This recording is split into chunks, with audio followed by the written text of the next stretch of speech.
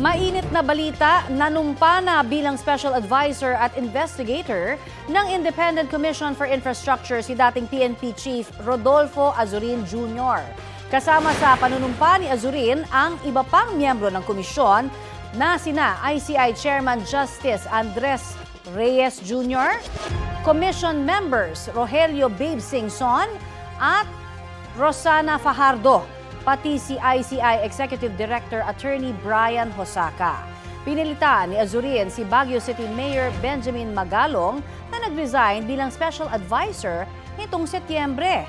Ang iba pang detalye ihahatid namin maya-maya lang. Lord, tama na Lord! Dali na!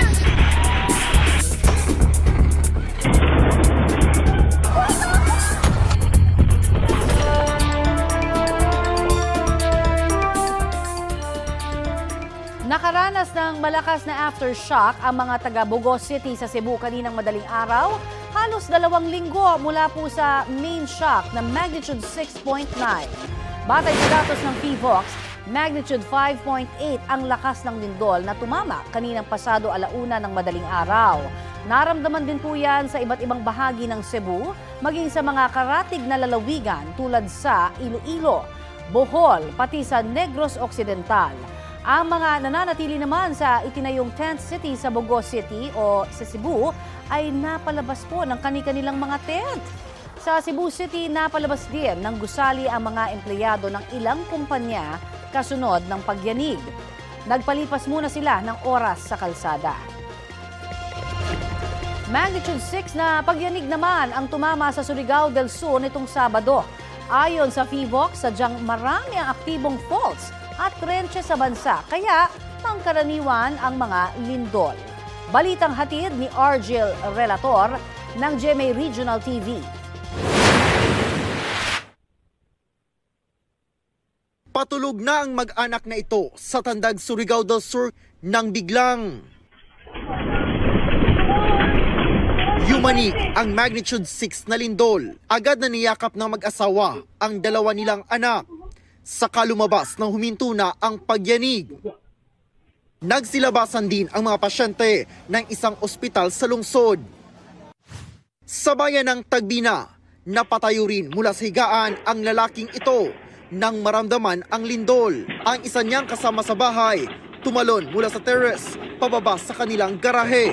Nagtipon sila at nagmatyag hanggang humupa ang pagyanig. Naitala ng PHOX ang epicenter ng lindol sa dagat malapit sa bayan ng Kagwait. Kita sa CCTV kung paanong inalog ng lindol ang sari-saring ito sa Barangay Unidad. Naglaglaga ng ilang mga paninda sa halos 12 segundong pagyanig.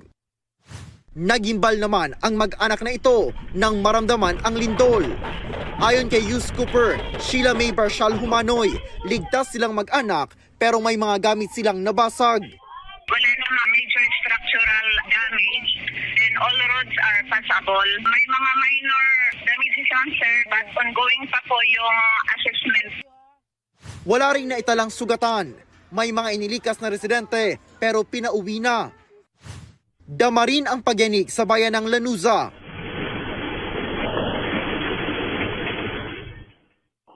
Ramdam din ang lindol sa San Francisco, Agusan del Sur.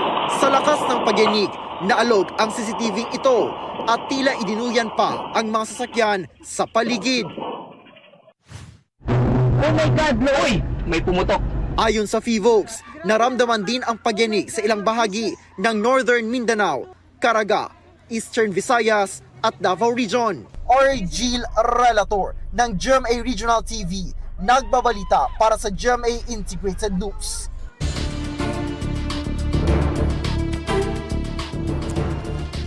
Mainit na balita, binawi ni Acting Transportation Secretary Giovanni Lopez ang protocol plates na inisyu sa mga opisyal ng kagawaran at mga ahensya sa ilalim nito. Ayon kay Lopez, ito'y para maiwasan ang pang-aabuso sa paggamit ng protocol plates.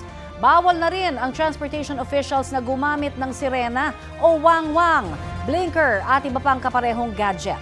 Sabi ng DOTR, maaari pa rin gumamit ng protocol plates ang iba pang matataas na opisyal ng gobyerno tulad ng presidente at vice-presidente.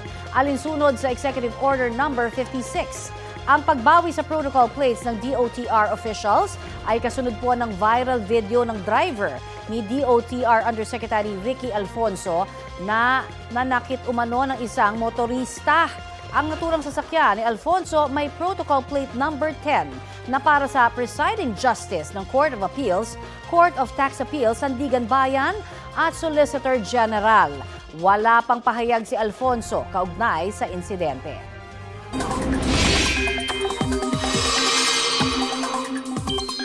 Mga kapuso, isang bagong low-pressure area ang binabantayan sa labas ng Philippine Area of Responsibility.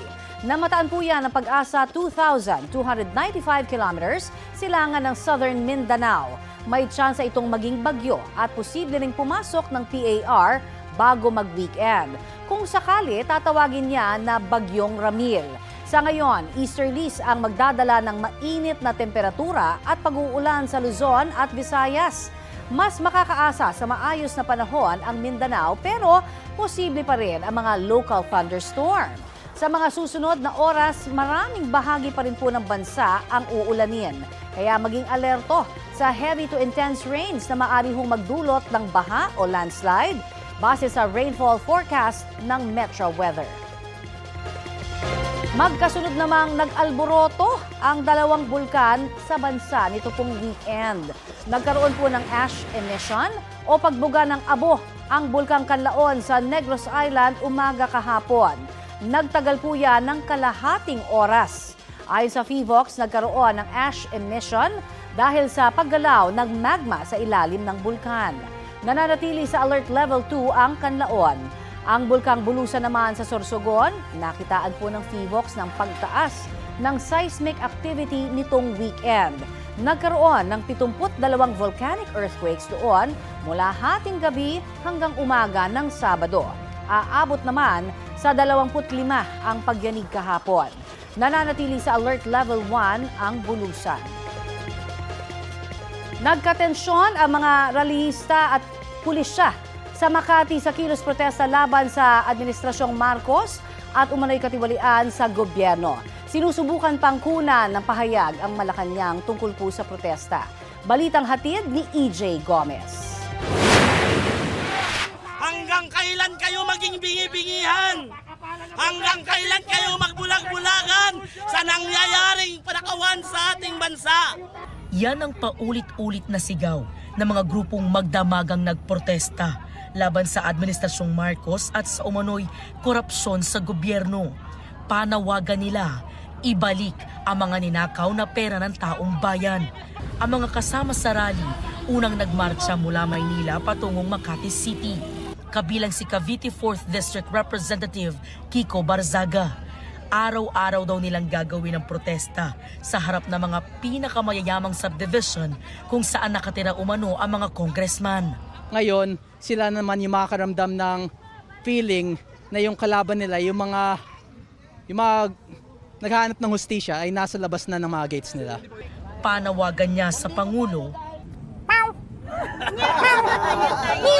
We believed in you, all of us did actually. We all thought you would make things better, but things are not better. Sobrang dami nang nawala ng tiwala sa kanya, and I think it's time for him to resign. Kailan pa kayo magising sa katotohanan? Walang nakasaad sa konstitusyon natin na kampihan ninyo ang mga politikong magnanakaw. Mag-aalas 12 ng hating gabi, dumating ang dagdag na mga pulis. Pasado alas 12:30 kanina, bumuhos ang ulan. Unti-unting nabawasan ang mga nagpoprotesta hanggang umabot na lang sa humigit kumulang 50 ang natira. Kabilang sa kanila ang 2 senior citizen. Nang magsimulang mag-ingay muli ang mga nagprotesta, nagbarikada muli ang PNP. Namuo ang tensyon sa pagitan ng mga rallyista at mga pulis. Hindi namin kayo sasaktan! Huwag kayong manulang! Ayon sa PNP, humigit kumulang 200 pulis ang nakadeploy sa magdamagang protesta ng nasa 200 rallyista. We are observing maximum tolerance, but the problem is wala namang humaharap na organizer. We are trying to prevent them from getting close to the gate. Kasi mga private private property to. Anyway, nalabas naman nila yung kanilang hininaing . Pasado alas 3 naman, nagsindi ng kandila ang mga nagprotesta para sa kanilang prayer vigil.